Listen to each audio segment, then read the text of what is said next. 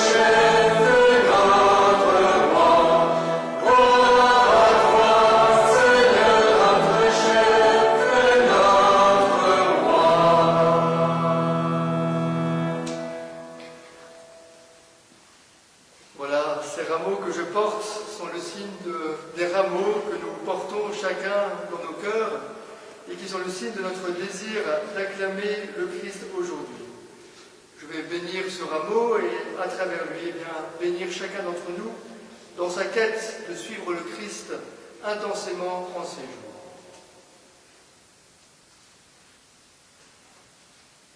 Dieu Tout-Puissant, daigne bénir ce rameau. Il est le signe de notre désir à chacun de fêter et d'acclamer le Christ notre Roi. Accorde-nous d'entrer avec lui dans la Jérusalem éternelle, lui qui règne avec toi pour les siècles des siècles. Amen. Et nous allons lire l'évangile de l'entrée de Jésus à Jérusalem.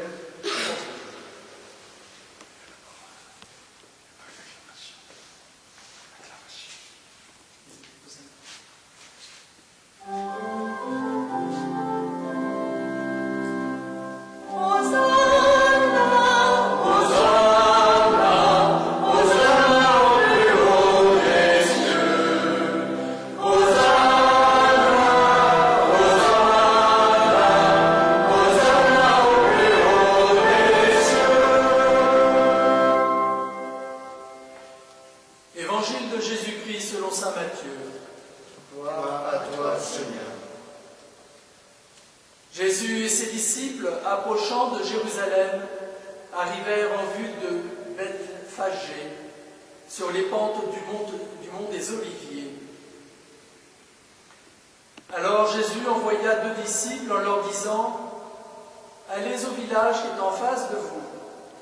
Vous trouverez aussitôt une ânesse attachée et son petit avec elle. Détachez-les et amenez-les-moi, et si l'on vous dit quelque chose, vous répondrez « Le Seigneur en a besoin », et aussitôt on les laissera partir. Cela est arrivé pour que soit accomplie la parole prononcée par le prophète.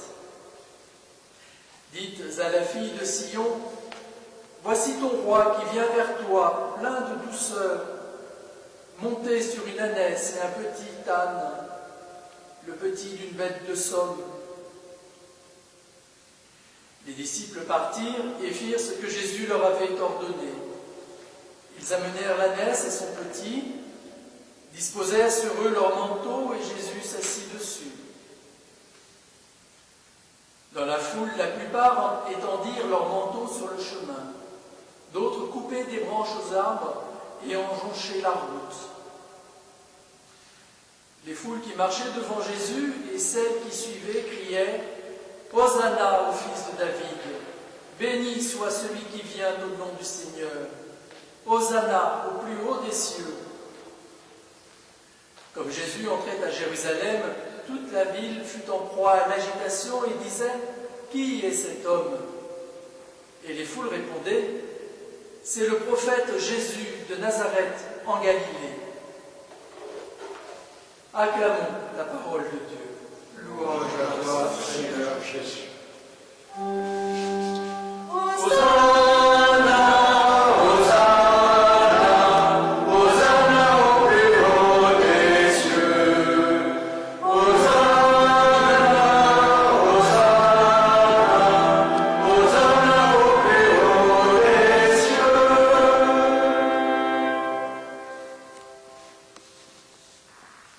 Frères et sœurs, c'est un Messie, un roi plein de douceur que nous accueillons aujourd'hui.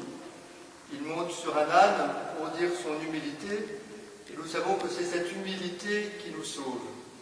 Nous savons que c'est près de lui que nous pouvons retrouver les forces pour notre âme, parce qu'il est toujours doux et humble du cœur, et que près de lui, nous pouvons trouver le repos. Et bien pour vivre ce moment où normalement nous suivons Jésus, nous entrons en procession avec lui à Jérusalem, je vous propose qu'on prenne quelques secondes de silence pour décider intérieurement de suivre ce Jésus doux et humble de cœur qui monte à Jérusalem pour y donner sa vie et qui nous invite à marcher à sa suite.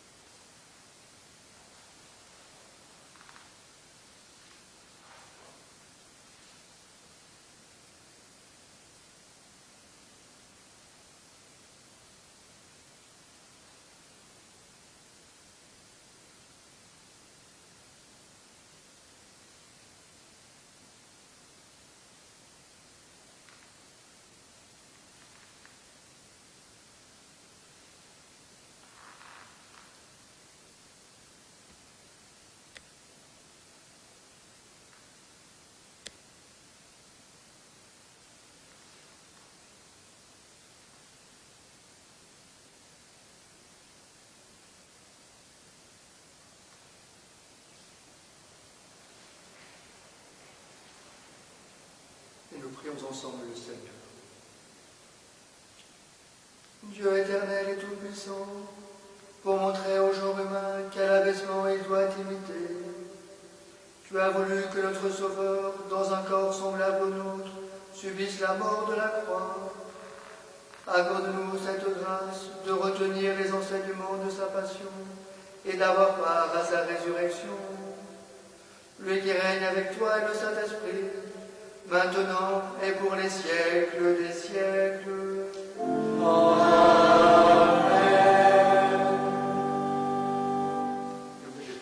asseoir chez vous pour écouter le texte de la parole de Dieu.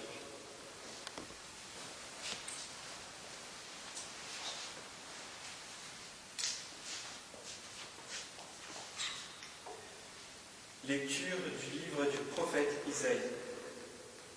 Le Seigneur mon Dieu m'a donné le langage des disciples pour que je puisse, d'une parole, soutenir celui qui est épuisé. Chaque matin, il éveille mon oreille pour qu'en disciple, j'écoute. Le Seigneur mon Dieu m'a ouvert l'oreille et moi, je ne me suis pas révolté, je ne me suis pas dérobé. J'ai présenté mon dos à ceux qui me frappaient et mes joues à ceux qui m'arrachaient la barbe. Je n'ai pas caché ma face devant les outrages et les crachats. Le Seigneur mon Dieu vient à mon secours. C'est pourquoi je ne suis pas atteint par les outrages. C'est pourquoi j'ai rendu ma face dure comme pierre. Je sais que je ne serai pas confondu. Parole du Seigneur. Rends grâce à Dieu.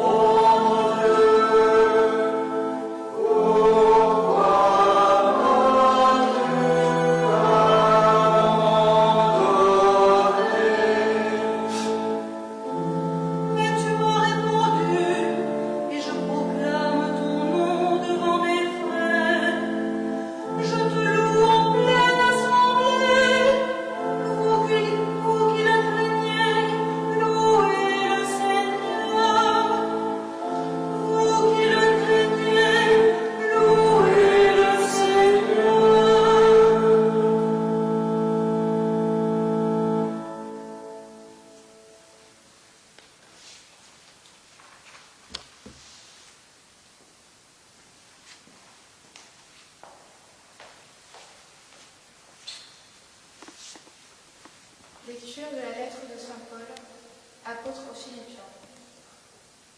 Le Christ, Jésus, ayant la condition de Dieu, ne retint pas jalousement le rang qui l'égalait à Dieu.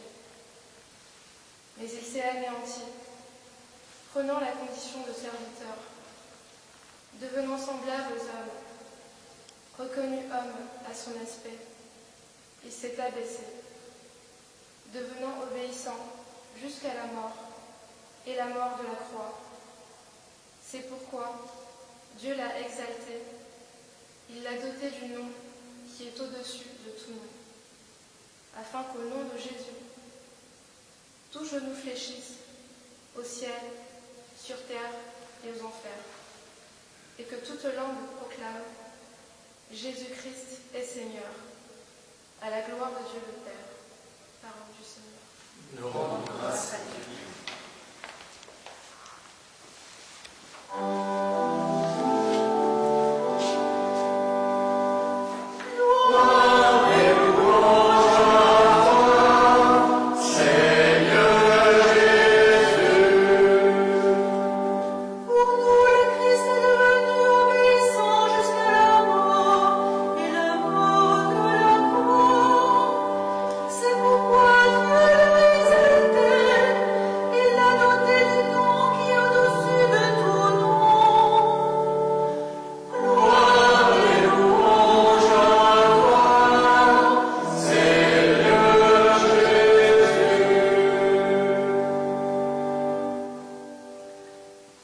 La passion de notre Seigneur Jésus-Christ selon saint Matthieu. En ce temps-là, l'un des 12, nommé Judas Iscariote, se rendit chez les grands prêtres et leur dit : Que voulez-vous me donner si je vous le livre? Ils lui remirent 30 pièces d'argent. Et depuis, Judas cherchait une occasion favorable pour le livrer. Le premier jour de la fête des pains sans levain, les disciples s'approchèrent et dirent à Jésus : Où veux-tu que nous fassions les préparatifs pour manger la Pâque? Il leur dit : Allez à la ville chez un tel et dites-lui, le maître te fait dire, mon temps est proche. C'est chez toi que je veux célébrer la Pâque avec mes disciples. Les disciples firent ce que Jésus leur avait prescrit et ils préparèrent la Pâque. Le soir venu, Jésus se trouvait à table avec les 12. Pendant le repas, il déclara : Amen, je vous le dis, l'un de vous va me livrer. Profondément attristés, ils se mirent à lui demander chacun à son tour. Serait-ce moi, Seigneur? Prenant la parole, il dit : Celui qui s'est servi au plat en même temps que moi, celui-là va me livrer. Le Fils de l'homme s'en va, comme il est écrit à son sujet, mais malheureux celui par qui le Fils de l'homme est livré. Il vaudrait mieux pour lui qu'il ne soit pas né, cet homme-là. Judas, celui qui le livrait, prit la parole. Rabbi, serait-ce moi? Jésus lui répond : C'est toi-même qui l'as dit.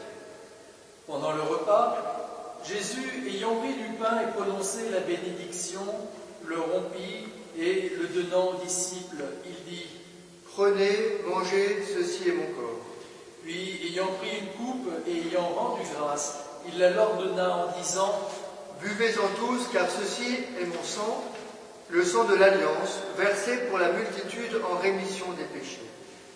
Je vous le dis, désormais je ne boirai plus de ce fruit de la vigne, jusqu'au jour où je le boirai nouveau avec vous dans le royaume de mon Père. Après avoir chanté les psaumes, ils partirent pour le mont des Oliviers.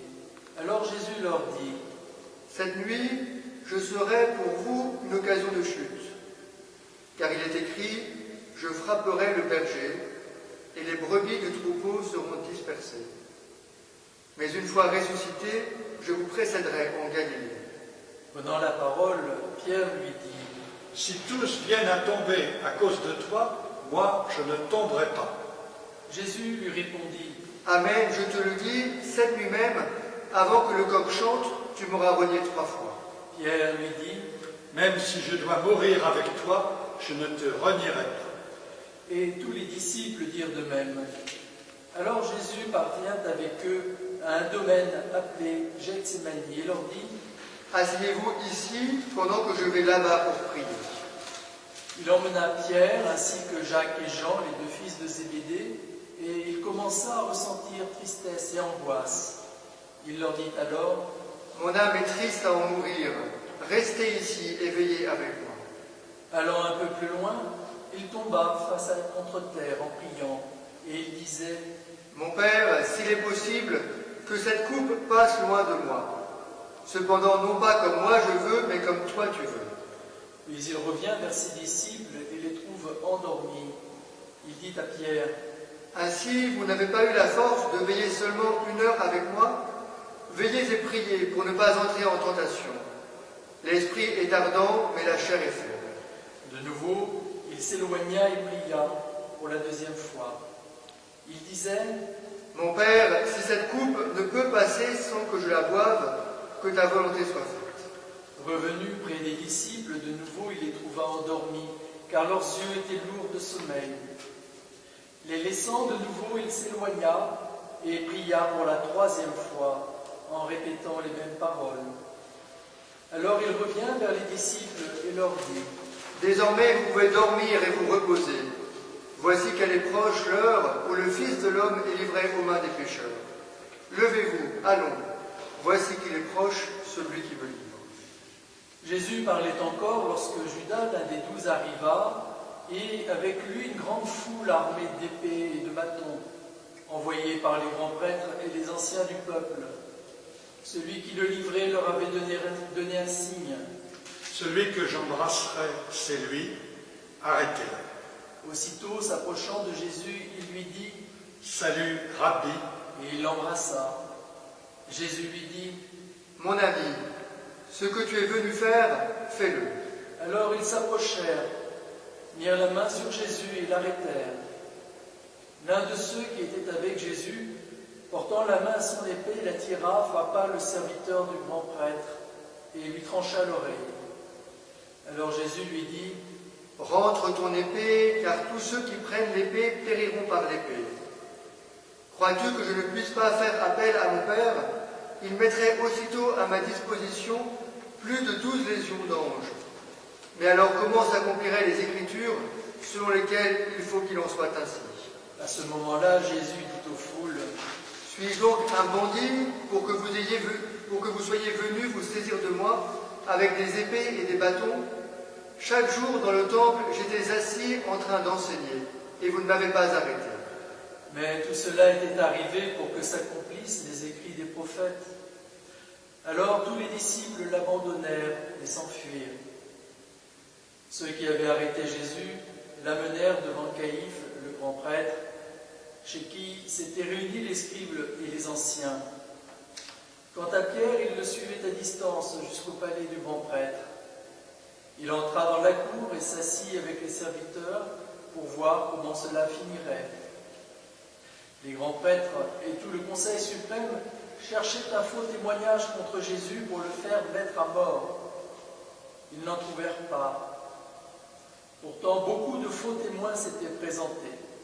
Finalement, il s'en présenta 2 qui déclarèrent « Celui-là a dit, je peux détruire le sanctuaire de Dieu et en 3 jours le rebâtir. » Alors le grand prêtre se leva et lui dit, « Tu ne réponds rien? Que dis-tu des témoignages qu'il porte contre toi ?» Mais Jésus gardait le silence. Le grand prêtre lui dit, « Je t'adjure par le Dieu vivant de nous dire si c'est toi le Christ, le Fils de Dieu. » Jésus lui répond, « C'est toi-même qui l'as dit. En tout cas, je vous le déclare, désormais vous verrez le Fils de l'homme siéger à la droite du Tout-Puissant et venir sur les nuées du ciel. » Alors le grand prêtre déchira ses vêtements en disant, « Il a blasphémé. Pourquoi nous faut-il encore des témoins? Vous venez d'entendre le blasphème. Quel est votre avis? » Ils répondirent, « Il mérite la mort. » Alors ils lui crachèrent au visage et le giflèrent. D'autres le rouèrent de coups en disant, « Fais-nous le prophète, ô Christ, qui t'a frappé ?» Cependant, Pierre était assis dehors dans la cour.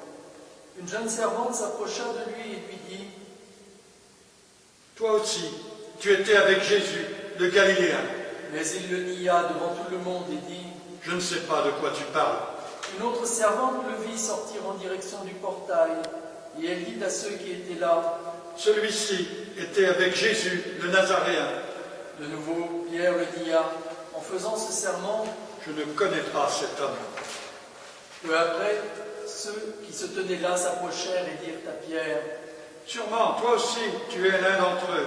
D'ailleurs, ta façon de parler te trahit. » Alors il se mit à protester violemment et à jurer, « Je ne connais pas cet homme. » Et aussitôt, un coq chanta. Alors Pierre se souvint de la parole que Jésus lui avait dite. Avant que le coq chante, tu m'auras renié 3 fois.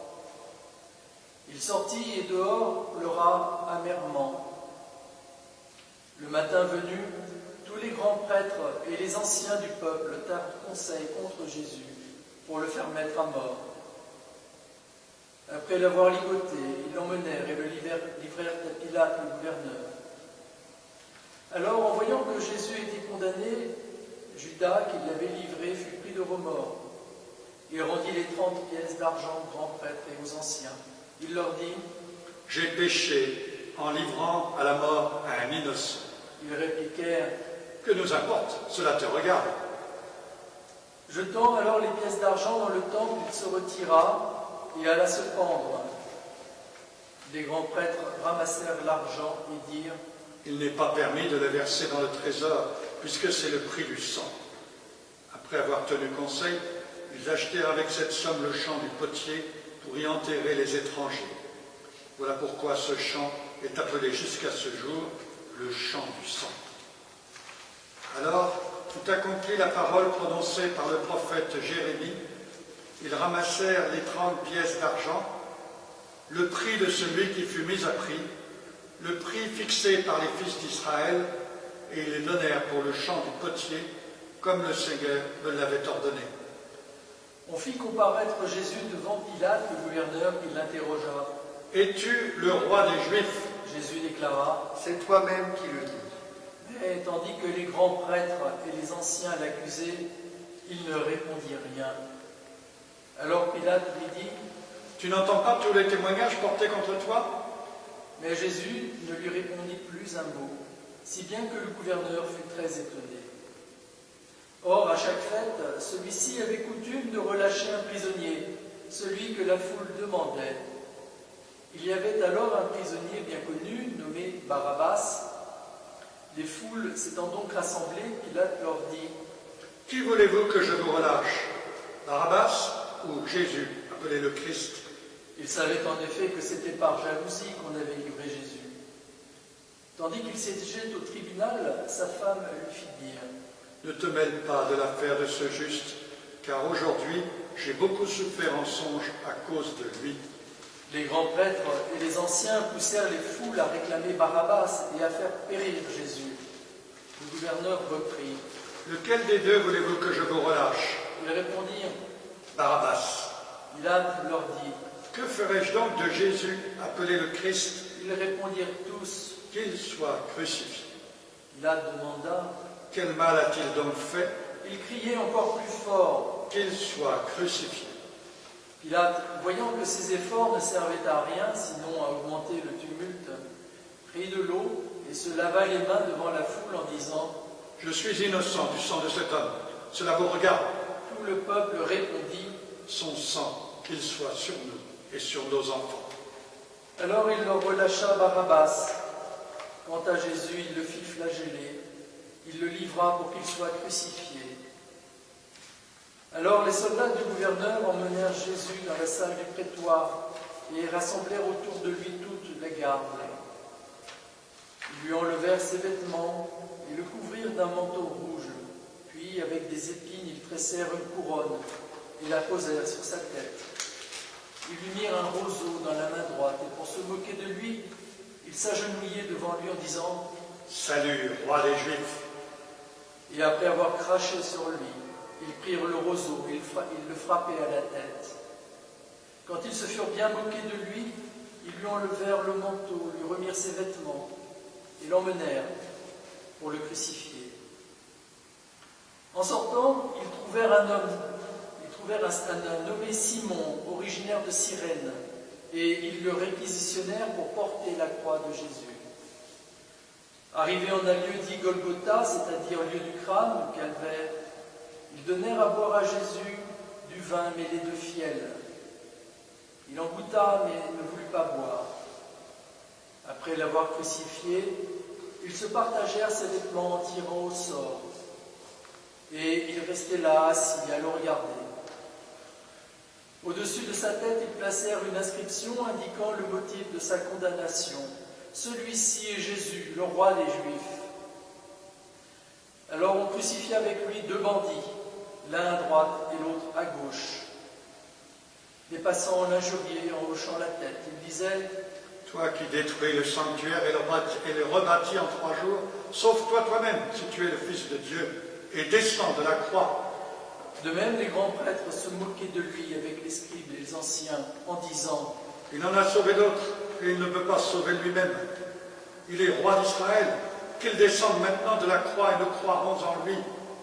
Il a mis sa confiance en Dieu, que Dieu le délivre maintenant s'il l'aime, car il a dit: Je suis le Fils de Dieu. Les bandits crucifiés avec lui l'insultaient de la même manière. À partir de la 6e heure, c'est-à-dire midi, l'obscurité se fit sur toute la terre jusqu'à la 9e heure.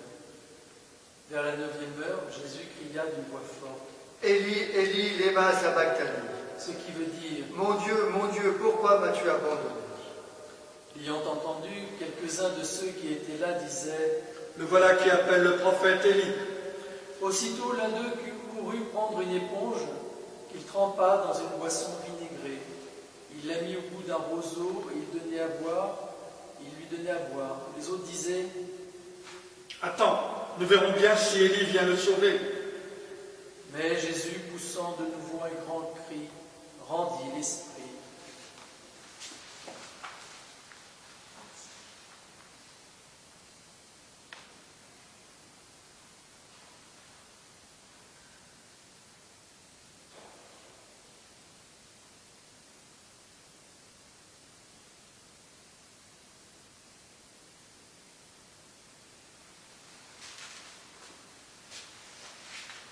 Et voici que le rideau du sanctuaire se déchira en deux, depuis le haut jusqu'en bas. La terre trembla et les rochers se fendirent. Les tombeaux s'ouvrirent. Les corps de nombreux saints qui étaient morts ressuscitèrent. Et sortant des tombeaux après la résurrection de Jésus, ils entrèrent dans la ville sainte et se montrèrent à un grand nombre de gens. À la vue du tremblement de terre et de ces événements, le centurion et ceux qui, avec lui, gardaient Jésus, furent saisis d'une grande crainte et dirent: Vraiment, celui-ci était Fils de Dieu. Il y avait là de nombreuses femmes qui observaient de loin. Elles avaient suivi Jésus depuis la Galilée pour le servir. Parmi elles se trouvait Marie-Madeleine, Marie, mère de Jacques et de Joseph, et la mère des fils de Zébédée. Comme il se faisait tard, arriva un homme riche, originaire d'Arimathie, qui s'appelait Joseph, et qui était devenu lui aussi disciple de Jésus. Il alla trouver Pilate pour demander le corps de Jésus. Alors Pilate ordonna qu'on le lui remette. Prenant le corps, Joseph l'enveloppa dans un linceul immaculé et le déposa dans le tombeau neuf qu'il s'était fait creuser dans le roc. Puis il roula une grande pierre à l'entrée du tombeau et s'en alla. Or, Marie-Madeleine et l'autre Marie étaient là, assises, en face du sépulcre. Le lendemain, après le jour de la préparation, les grands prêtres et les pharisiens s'assemblèrent chez Pilate en disant: Seigneur, nous nous sommes rappelés que cet imposteur a dit de son vivant: 3 jours après, je ressusciterai. Alors, donne l'ordre que le sépulcre soit surveillé jusqu'au 3e jour, de peur que ses disciples ne viennent voler le corps et ne disent au peuple: il est ressuscité d'entre les morts. Cette dernière imposture serait pire que la première. Pilate leur déclara: Vous avez une garde, allez, organisez la surveillance comme vous l'entendez. Ils partirent donc et assurèrent la surveillance du sépulcre en mettant les scellés sur la pierre et en y plaçant la garde. Acclamons la parole de Dieu. Louange à toi, Seigneur Jésus.